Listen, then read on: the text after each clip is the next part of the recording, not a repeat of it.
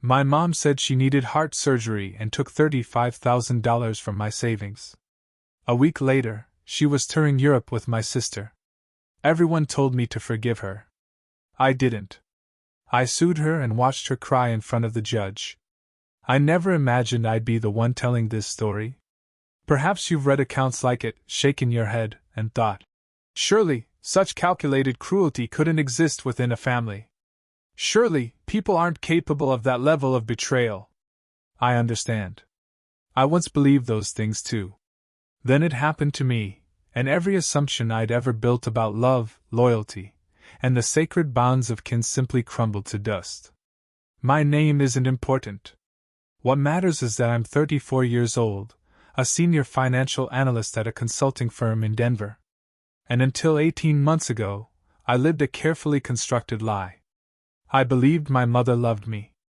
I believed my sister, Miranda, was someone I could trust implicitly. I believed family was an unbreakable covenant. I was profoundly wrong about every single one of those beliefs. To truly grasp the weight of this, you need a glimpse into my past. My childhood was a masterclass in overt favoritism.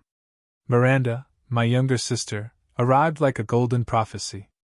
She inherited our mother Claudia's delicate features and our father Raymond's striking green eyes, a vision of effortless beauty. I, on the other hand, emerged plain, awkward, a bit too tall, with perpetually unruly mousy brown hair and a constellation of freckles my mother deemed unfortunate. Miranda was Teflon, nothing ever stuck. When her grades plummeted, tutors materialized, and teachers were blamed. My straight A's were met with silence, never celebration. At 17, Miranda totaled our father's car, and a brand new one appeared in the driveway. When I, however, asked for college tuition assistance, my mother's laughter echoed, telling me to secure loans. Like everyone else. So I did. I worked 3 jobs through college, graduating with honors despite the bone-deep exhaustion. I clawed my way up the corporate ladder, building a career from raw grit and relentless determination. Miranda, meanwhile, drifted through life on a cloud of parental subsidy and inherent charm. She married Quentin, a medical equipment salesman who earned a decent living, though it was never quite enough to sate her voracious appetite for luxury. They had 2 children. I remained single, my ambition a fierce companion, diligently constructing the financial security no one had ever offered me. By my early 30s, I had amassed $47,000 in savings. That sum wasn't just numbers in a bank account. It was years of sacrifice, of overtime hours stretching into dawn, of neglected vacations and denied indulgences. Every single dollar was a testament to sweat, discipline, and a profound self-reliance. 3 years ago, my father, Raymond, died unexpectedly from a stroke. His death hit me harder than I'd anticipated. Despite his quiet complicity in the favoritism he had, on rare occasions, offered small kindnesses my mother never did, a hushed word of encouragement, a fleeting look of pride when I mentioned a promotion.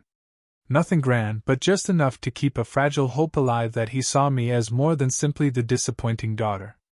After his passing, my mother's health became a persistent refrain. Constant complaints of chest pains, shortness of breath, dizzy spells.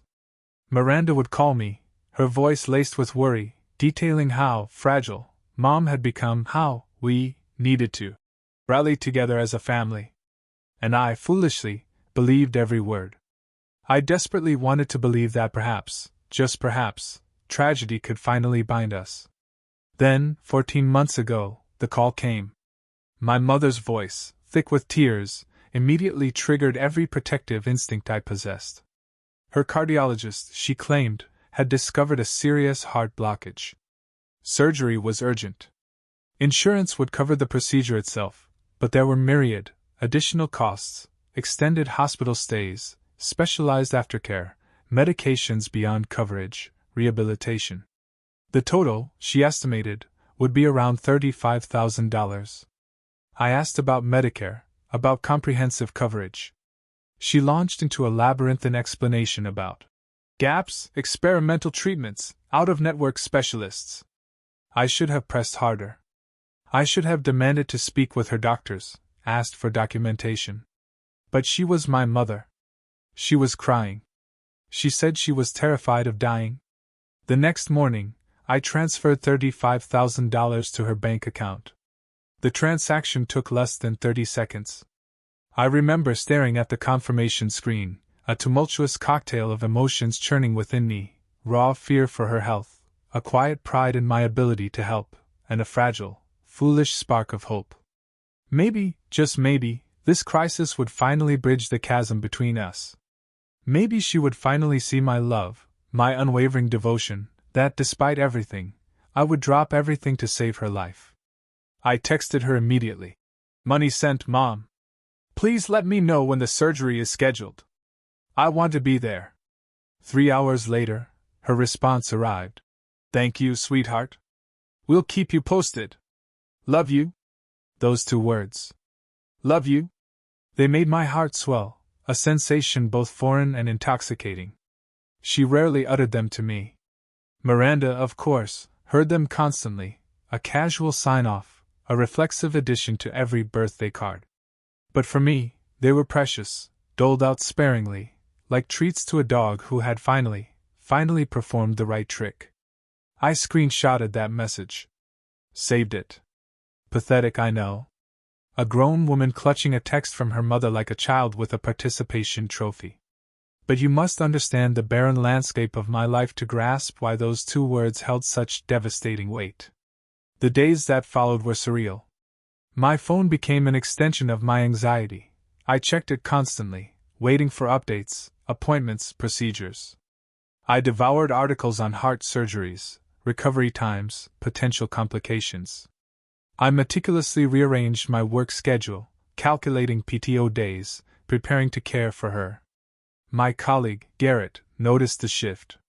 We shared an office wall, and over the years, she had become a quiet confidant, though I typically kept most people at arm's length. During a coffee break, she asked, "Is everything okay?" I found myself, uncharacteristically, telling her about my mother's condition. "That's terrifying," Garrett said, her face etched with genuine concern. "Heart surgery is serious. How are you holding up?" Nobody had asked me that. Not Miranda. Not Aunt Sylvia. Not a single member of my family. Their focus, understandably, was solely on my mother. But Garrett's simple inquiry unlocked something tight in my chest. I almost wept right there in the break room. I managed to say, "Worried, but managing." She squeezed my shoulder, offering, "Let me know if you need anything. Even just someone to vent to." That unsolicited kindness, coming from outside my family, felt alien. For a fleeting moment, I wondered what it must be like to have relatives who offered such unconditional support. A week passed. Silence. I texted again about the surgery date. No reply. I called, reaching voicemail. I reached out to Miranda, who simply said Mom was resting and didn't want to be disturbed. The excuses felt transparent, yet I rationalized them away. She was preparing for a major medical procedure. Of course, she needed peace. Then I saw the Instagram post. Miranda, always careless with her social media, kept her account public, a constant stream of her meticulously curated life. That Tuesday afternoon, scrolling through my feed during lunch, a photograph stopped my heart. My mother and Miranda. They stood before the Eiffel Tower, radiant, beaming, dressed in expensive new clothes. The caption read, "Mother-daughter European adventure begins. Paris is just the first stop. Next up Rome, Barcelona, and the Greek islands. Dreams really do come true." I stared at that image until my screen dimmed, my hands beginning to tremble. I clicked through to Miranda's profile, finding an entire album meticulously documenting their journey. First-class airplane seats. A sumptuous hotel room overlooking the Seine, designer shopping bags from Chanel piled on a chaise. A champagne toast at a Michelin-starred restaurant. Each new image was a physical blow. There was my mother, trying on sunglasses in a high-end boutique, the price tag likely more than my monthly grocery budget. There was Miranda, posing in front of Notre Dame in a new designer dress, the tag still visible. A photo of their hotel bathroom, marble floors, gold fixtures, with a caption boasting about the €400 per night suite being totally worth it. I did the math, compulsively. First-class international round trips for two? At least $8,000. Hotels, at €400 a night for a multi-country tour? Another $10,000 easily. The shopping, the fine dining, the tours and experiences, it all added up with sickening precision. My mother didn't need heart surgery. My mother needed a vacation. And she had decided that my savings account was the appropriate funding source. The betrayal was so utter, so brazen, my brain struggled to process it. This wasn't a misunderstanding, a communication breakdown, or differing expectations. My mother had looked me in the face, metaphorically speaking, and spun a lie with such conviction that I had emptied my savings without a moment's hesitation. She had taken my love, my concern, my very desire to help, and twisted it into a weapon against me. I sat at my desk, my lunch untouched, growing cold. I scrolled through photo after photo, a wine tasting in Bordeaux, a gondola ride in Venice, a sunset view from a cliff-top restaurant overlooking the Mediterranean. They looked so happy, so carefree, so utterly unburdened by guilt. My $35,000. My years of sacrifice.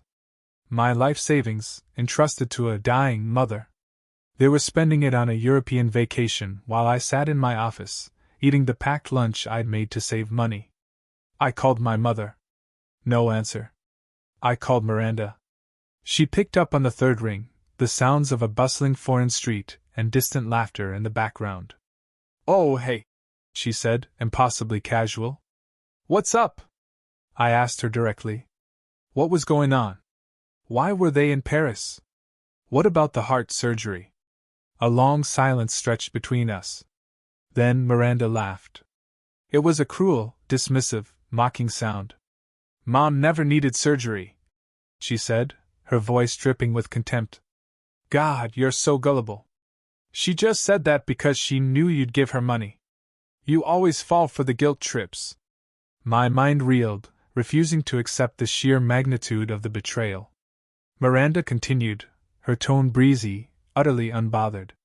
"Look, you have all that money just sitting there doing nothing. You don't have kids.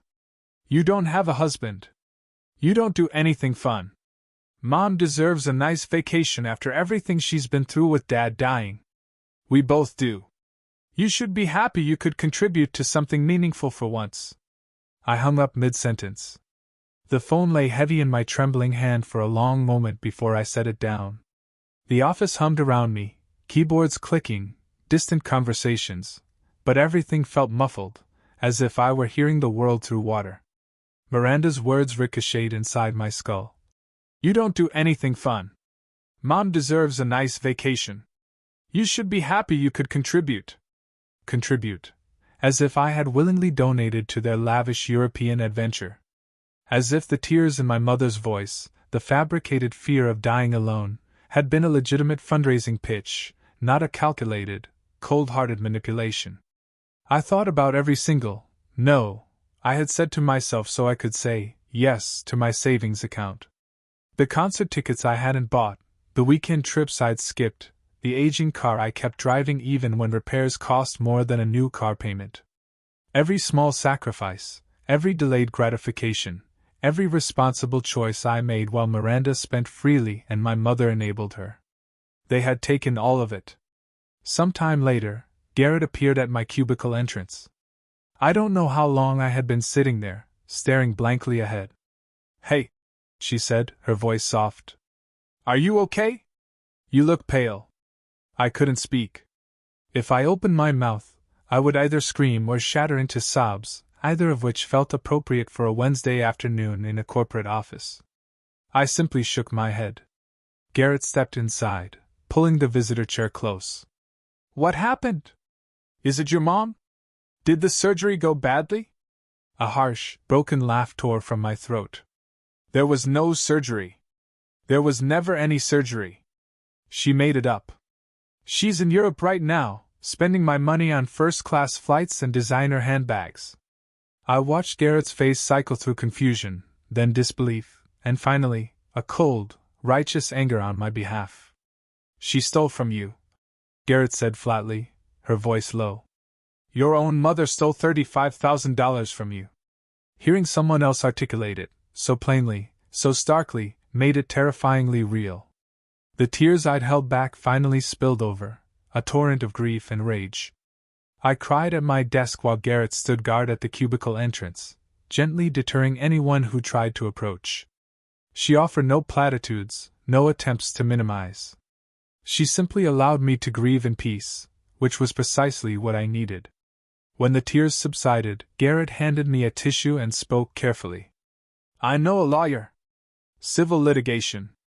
He's handled cases like this before, situations where family members defraud each other. If you want, I can give you his number. The suggestion felt radical, almost obscene. Sue my own mother? Drag family conflict into a courtroom? Everything I had been taught about loyalty and blood ties rebelled against the idea. But then I remembered, those same lessons had been weaponized against me my entire life. Loyalty had always been a one-way street. Blood ties had been chains, not bonds. Perhaps it was time to stop playing by rules that only I seemed to follow. Give me the number, I said. The days that followed blurred into a haze of grief and burgeoning rage. Eating was an effort, sleep a distant memory. I obsessively replayed every conversation, every manipulation, every instance my mother had twisted my love into a tool against me. The pattern, once a faint shadow, was now glaringly obvious. How could I have been so blind? I called my Aunt Sylvia, my mother's sister, clutching at a desperate hope for sanity, for someone to validate my pain. Instead, she told me I was overreacting. Family helps family, she chided. Your mother has struggled so much since Raymond died. Surely, you can forgive a little white lie if it brought her some happiness. Besides, don't you owe your mother for raising you? Next, I called my grandmother Edith. Her tone was gentler, but her message was identical. Let it go. Move on. Family is more important than money. Your mother meant well, even if her methods were questionable. The consensus from everyone who shared my blood was unanimous. Forgive and forget, stop causing drama, accept that my mother needed that money more than I did, and find peace with the situation. In those conversations, something inside me irrevocably snapped. The last fragile thread connecting me to the delusion that my family loved me simply broke. The shattering realization arrived with astonishing clarity. I had spent my entire life trying to earn an affection that would never come, sacrificing and compromising for people who viewed me as nothing more than a resource to exploit. All those years of striving, working harder, achieving more, being more responsible, reliable, and generous, none of it had been about earning love. It had been about earning utility. I was valuable to my family only when I was useful. The moment I ceased providing value, I would be discarded. My mother hadn't even waited a full week after receiving my money before spending it on herself. She hadn't offered a single genuine update about her supposed medical condition, hadn't called to thank me again, or expressed any concern about how the loss of my savings might impact my life. The transaction was complete, the resource extracted, and I had served my purpose. I spent several evenings alone in my apartment, sifting through old photographs and letters. I was looking for evidence, any shred, that I had somehow imagined the neglect and favoritism. Maybe I had misremembered. Maybe I had been a difficult child, warranting less attention. Maybe the stark disparity between Miranda's treatment and mine had legitimate explanations I'd overlooked. But the evidence consistently told a different story.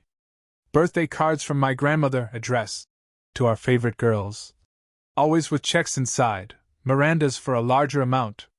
Christmas photos where Miranda sat nestled on our mother's lap while I stood awkwardly to the side. Report cards where my straight A's earned a dismissive glance, while Miranda's C's prompted family conferences about getting her extra help. One letter, in particular, resurfaced with shocking force. It was from my Aunt Sylvia to my mother, written when I was about 12. I'd stumbled upon it years ago, tucked into a drawer I wasn't supposed to open, and the memory had faded until now. Claudia. The letter read, "I know you find it difficult to connect with your oldest. She's so serious, so independent, not warm and cuddly like Miranda. But she's still your daughter. Try to remember that she needs love, too, even if she doesn't know how to ask for it." My own aunt had recognized the problem decades ago. She had seen the favoritism and gently called it out.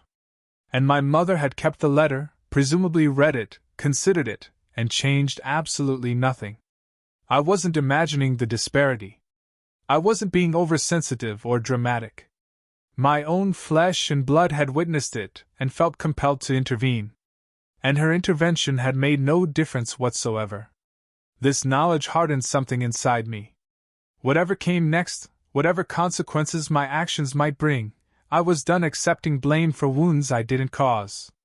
I made an appointment with a lawyer for the following Monday. His name was Dr. Montgomery, not an actual doctor, but everyone called him that because of his meticulously clinical approach to cases. He was the civil litigation attorney Garrett had recommended. His office was sparse, serious, and he listened to my story without interruption, filling pages on a yellow legal pad. When I finished, he put down his pen and met my eyes. "You have an extremely strong case," he stated. "What your mother did constitutes theft by deception. She made fraudulent claims to obtain money from you. The Instagram evidence, the text messages where she described the surgery, the bank transfer records documenting the amount and timing, these all unequivocally support your claim." I asked about the process. He explained a demand letter would go out first, requesting full repayment. If that failed, we'd file a civil lawsuit seeking the return of funds plus damages, attorney fees, and court costs. "I should warn you," he added, his gaze direct. "Cases like this get ugly. Family members will turn against you. The defendant often tries to leverage emotional manipulation in court. You'll need to be prepared for your mother to cry, to claim poverty, to paint you as the villain." I told him I was ready. I had spent 34 years being painted as the villain for crimes I never committed. At least this time, I would be choosing my own battlefield. Dr. Montgomery nodded slowly, a flicker of something like respect in his eyes. "One more thing," he said. "Document everything from this point forward. Every phone call, every text message, every interaction with your family. Save voicemails, screenshot social media posts before they can be deleted. The more evidence we have of their behavior and statements, the stronger our position becomes." I followed his advice religiously. Over the ensuing weeks, I became a meticulous archivist of my family's attempts to contact me. Miranda left increasingly unhinged voicemails, starting with syrupy fake sweetness and escalating into screaming threats. My mother's texts alternated between guilt trips and furious accusations.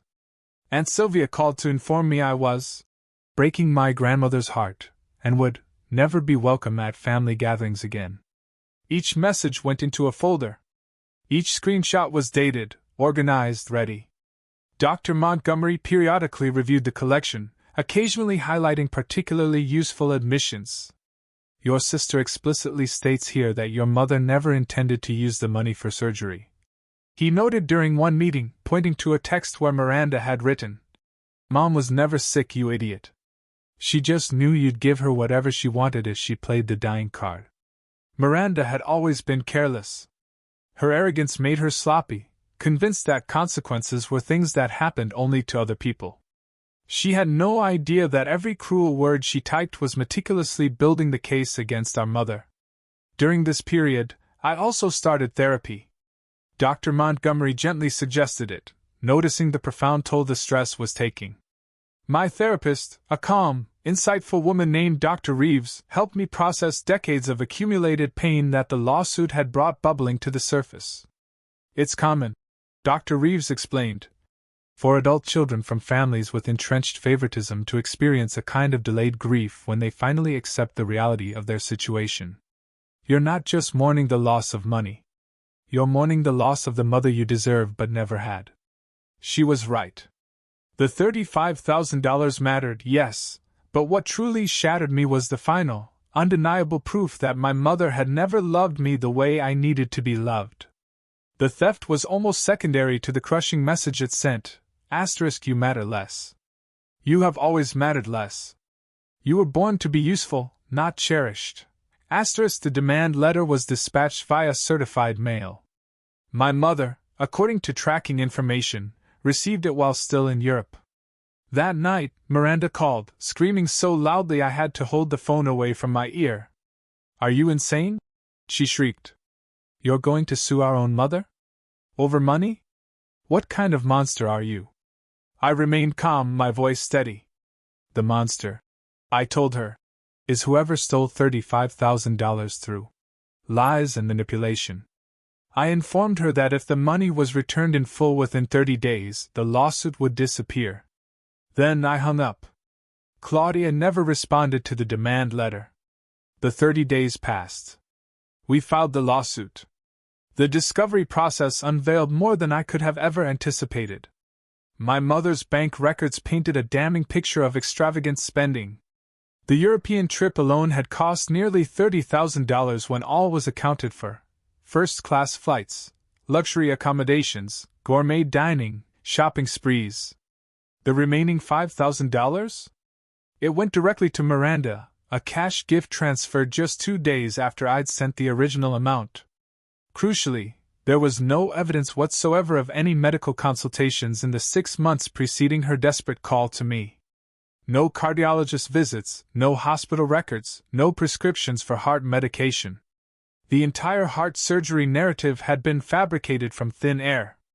My mother hired an attorney, a slick man in an expensive suit, who immediately tried to get the case dismissed. He argued the money was a gift freely given, claiming that family financial support didn't constitute a legal contract. Dr. Montgomery, methodical and relentless, demolished this argument. He presented my mother's text messages explicitly stating the funds were for medical expenses. He showed my email confirming the transfer was specifically for her surgery-related costs. He meticulously demonstrated that my reliance on false information to make a significant financial decision constituted fraud under state law. The judge denied the motion to dismiss. A trial date was set. The period between that ruling and the trial was the longest 3 months of my life. Work became my refuge, the one place I could focus on problems that had solutions, where my competence was recognized and rewarded. Garrett checked in on me regularly. Our friendship deepened through her unwavering support during the worst period of my life. You know what I admire about you, she said one evening over dinner? Most people in your situation would have just taken the loss. Convinced themselves that family peace was worth $35,000. But you refused to be a victim. I confessed I didn't feel admirable. I felt exhausted, sad, and increasingly anxious about the looming trial. Those feelings don't cancel out the courage, she replied. You can be scared and brave at the same time. That's usually how bravery works. My mother's attorney tried various tactics to derail the case. He requested mediation, which I agreed to attend in good faith. My mother sat across the table from me, the first time since her theft had been exposed. She looked older, smaller somehow, though I suspected it was intentional costuming rather than genuine decline. Her attorney had likely advised her to appear frail and sympathetic. I just want my daughter back, she wailed during mediation, tears streaming down her face. This has all been a terrible misunderstanding. I never meant to hurt her. The mediator asked if she was willing to return the money. My mother's carefully constructed mask slipped for a fleeting moment. I can't return what I don't have, she declared. It's gone, spent. She should understand that I needed that vacation after losing my husband. I was grieving. Grieving in first-class seats to Paris. Dr. Montgomery observed dryly. The mediation failed. My mother refused to acknowledge any wrongdoing or offer meaningful restitution. The mediator's summary report dryly noted that the defendant showed limited recognition of the impact of her actions on the plaintiff, and that settlement seemed unlikely. We were going to trial. In the weeks leading up to court, I barely slept. I rehearsed my testimony in front of my bathroom mirror, anticipating every possible question the defense attorney might pose. I reviewed the evidence binders until I could cite specific documents from memory. I tried to prepare myself emotionally for confronting my mother in a public courtroom. Dr. Reeves helped me develop coping strategies, breathing exercises for anxiety spikes, grounding techniques to stay present, and permission slips, as she called them. Permission to feel angry, to feel sad, to feel whatever emotions arose without judgment. You're going to want to appear emotionless, she warned me. You'll think that crying or showing vulnerability will make you seem weak. But juries and judges are human. They respond to authentic emotion. Don't perform stoicism if that's not how you genuinely feel. I carried her words with me into the courthouse on that first day, a small piece of wisdom tucked alongside the anxiety in my chest. In the months preceding the trial, my family launched a coordinated pressure campaign. Aunt Sylvia called repeatedly, cycling between guilt trips and thinly veiled threats. She told me my grandmother Edith was devastated by the conflict, that the stress was affecting her health, and that if something happened, it would be my fault. Uncle Preston sent a lengthy email accusing me of destroying the family legacy, of being selfish and vindictive, of caring more about money than human relationships. Miranda even sent flowers to my office with a card that read, "Please stop this madness. Think about what Dad would want." What Dad would have wanted, I knew, was for me to stand up for myself. But they never understood that. The trial spanned 2 days. I sat behind Dr. Montgomery at the plaintiff's table, watching my mother enter the courtroom in a modest dress she had probably borrowed specifically to appear sympathetic. Her attorney had clearly coached her to look frail and confused, a poor, elderly widow victimized by her heartless daughter. The courtroom was smaller than I'd imagined, more intimate. Wooden benches lined the gallery, and a few curious observers had come to watch the proceedings. Miranda sat in the front row behind my mother, her face arranged in an expression of righteous indignation. Aunt Sylvia and Uncle Preston were there too, a united front of family disapproval radiating hostility in my direction. I kept my eyes forward, refusing to give them the satisfaction of seeing me flinch. The judge, Patricia Holloway, a woman in her 60s with silver-streaked hair and sharp, intelligent eyes, missed nothing. Dr. Montgomery had told me she was known for her no-nonsense approach and low tolerance for emotional manipulation. The first day consisted of technical presentations, bank records, text message logs, email chains. Dr. Montgomery methodically walked through each piece of evidence, constructing an irrefutable timeline of deception. My mother's attorney objected repeatedly, but most of his challenges were overruled. On the second day, I took the witness stand. Dr. Montgomery guided me through my testimony. I explained my relationship with my mother, the history of favoritism, the phone call where she claimed to need surgery. I kept my voice steady, even when the memories made my chest ache. My mother's attorney cross-examined me aggressively. He suggested I had always been jealous of my sister. He implied I gave the money freely and only changed my story after feeling excluded from the vacation. He accused me of being bitter and unmarried, incapable of understanding family bonds. I answered every question honestly. I acknowledged the complicated dynamics in my family. I admitted I had desperately wanted my mother's love and approval, and that, I explained, was precisely what she exploited. The defense attorney tried to paint me as cold and calculating, a daughter who had never truly loved her mother and was now seeking financial revenge for perceived childhood slights. He pried into my relationship history, implying my unmarried status reflected an inability to form meaningful connections. He questioned why I had so much money saved, if not because I was fundamentally selfish and unwilling to share with family. Dr. Montgomery objected to several lines of questioning, and Judge Holloway sustained most of them.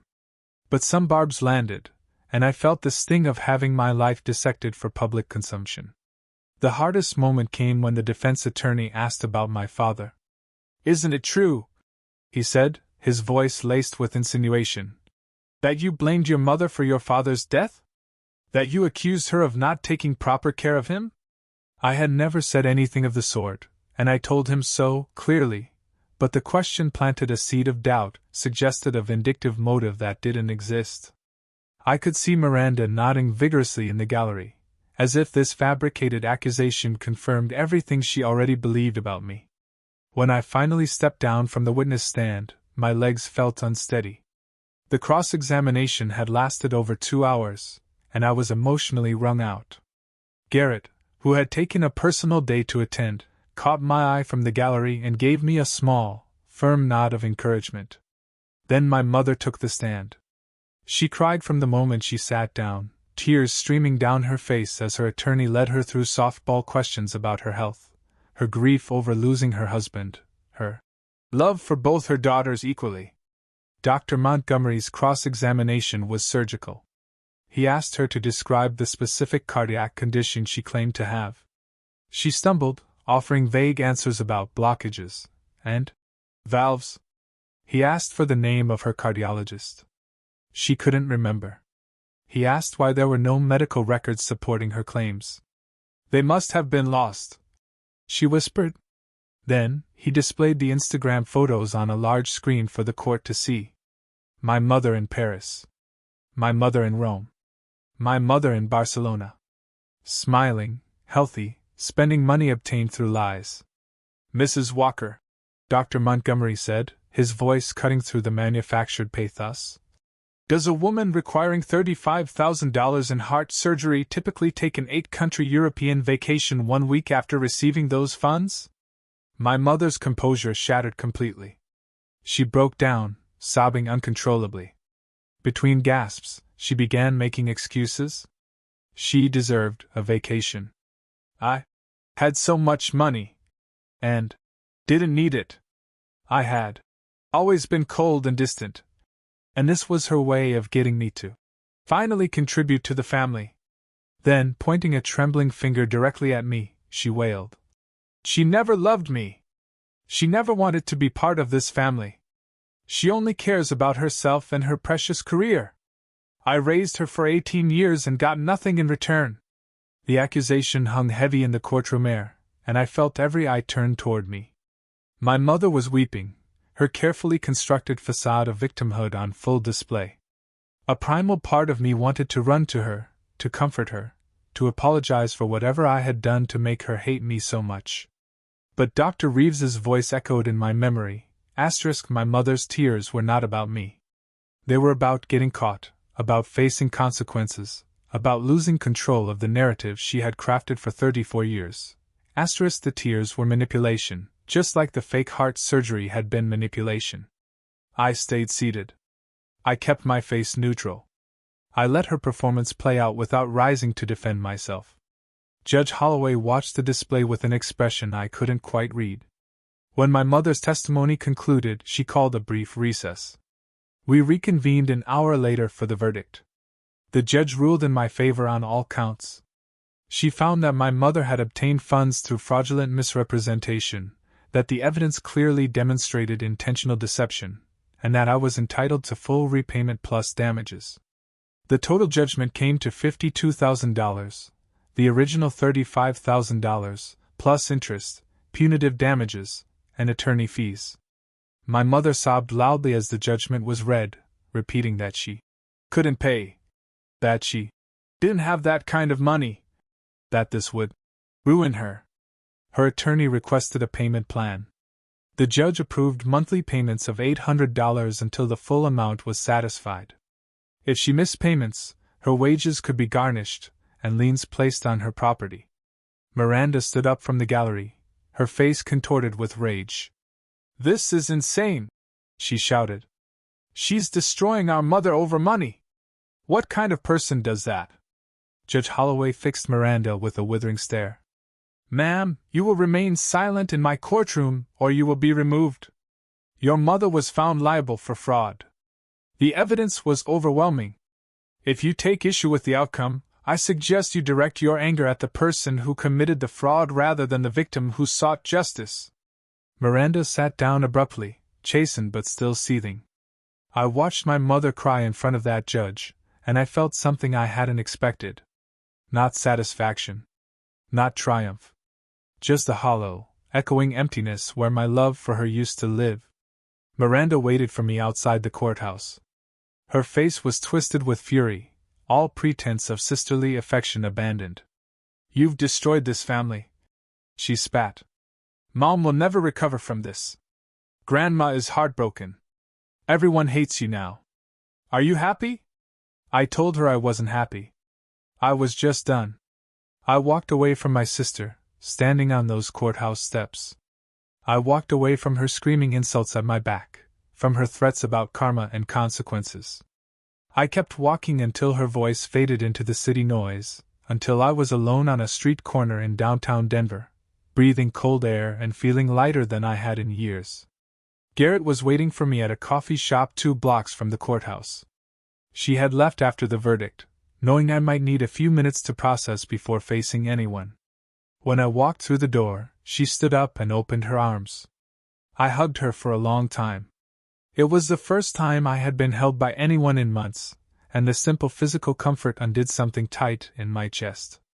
When I pulled back, my eyes were wet, but I was smiling. "It's over," I said.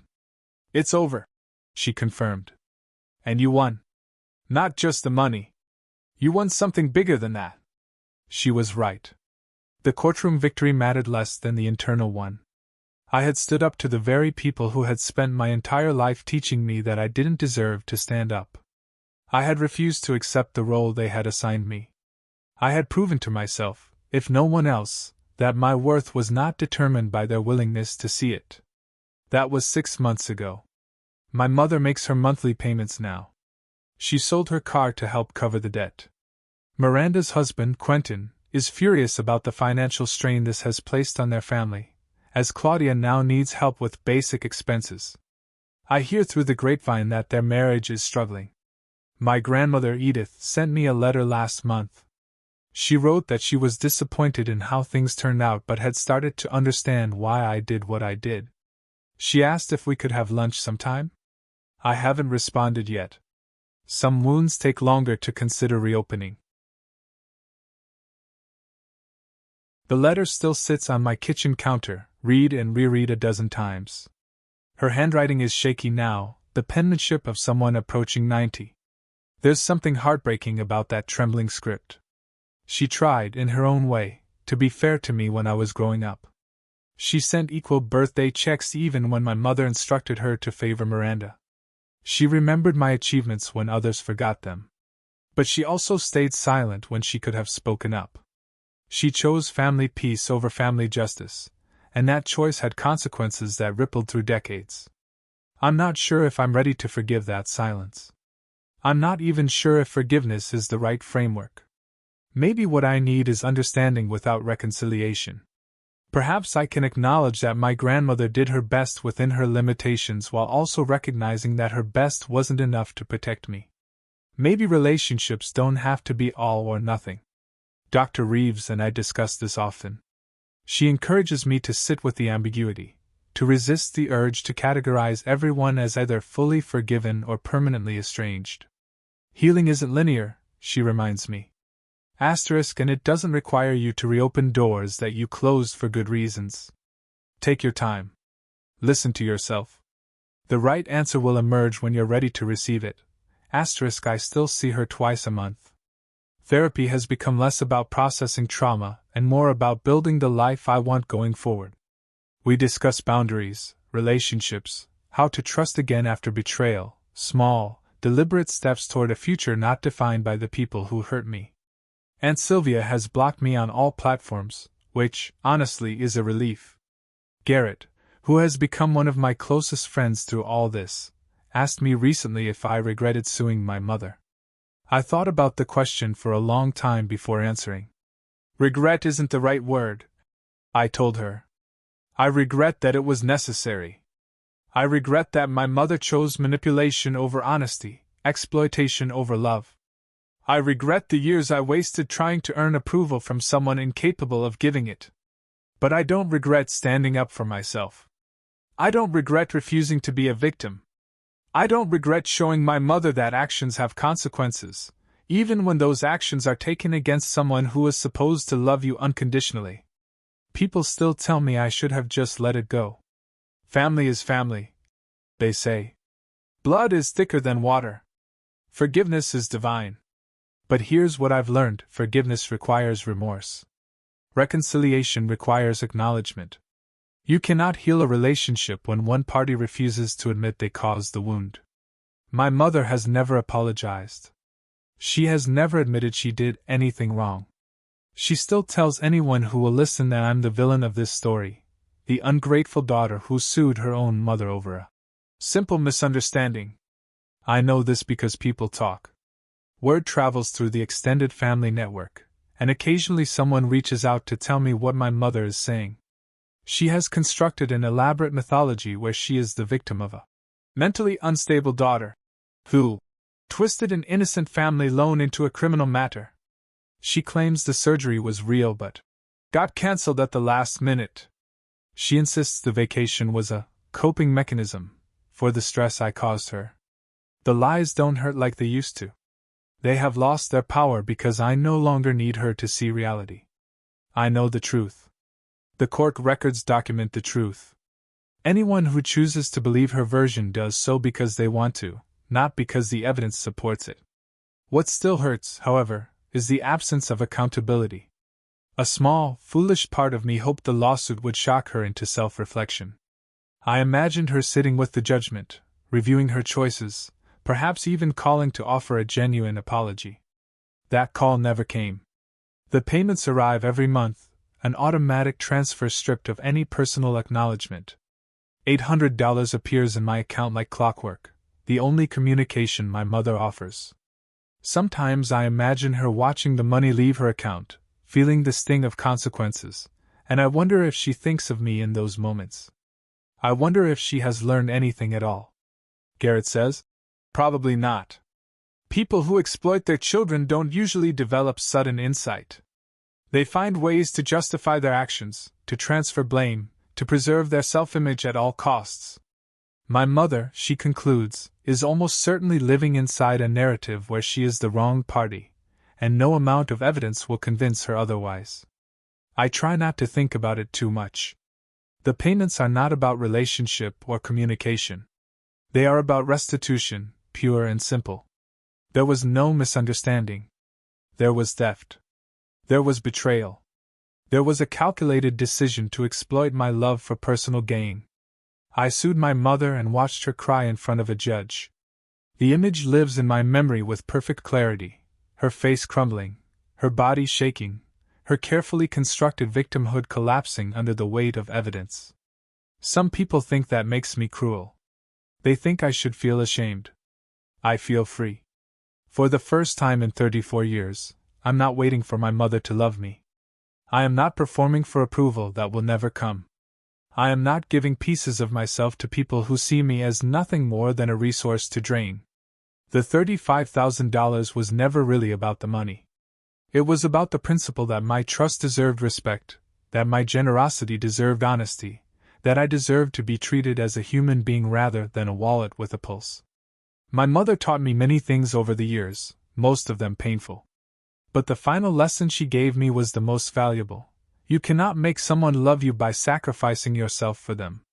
Some people will take everything you offer and ask for more, never once considering what they owe in return. The only person responsible for protecting me is me. I keep that judgment document in my desk drawer. Not as a trophy. Not as a reminder of victory. I keep it as proof that I finally learned to protect myself, to value my own worth, to refuse exploitation regardless of its source. My mother claimed she needed heart surgery and stole $35,000 from my savings account. A week later, she was touring Europe with my sister. Everyone told me to forgive her. I didn't.